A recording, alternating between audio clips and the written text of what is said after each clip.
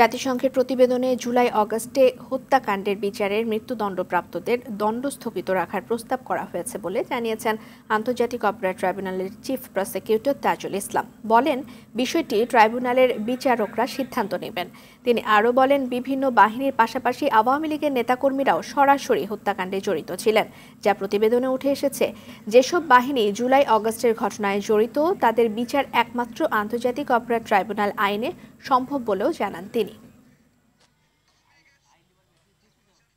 জাতিসংঘ খুব ক্লিয়ারলি বলেছেন যে এই সমস্ত যারা ক্ষমতাসীন বিভিন্ন পদে অধিষ্ঠিত থেকে অপরাধ করেছেন তাদেরকে যাতে সাসপেন্ড করা হয়, আমরা এটার সাথে একমত। তাদের একটা কনসার্ন আছে যে মূল মৃত্যুদণ্ডের ব্যাপারটা যেটা আছে সেটা তারা বলেছেন একটা মোরাটোরিয়াম, অর্থাৎ এক ধরনের মৃত্যুদণ্ড যদিও দেওয়াও হয় সেটা যাতে স্থগিত রাখা হয় এরকম একটা প্রস্তাব করেছেন।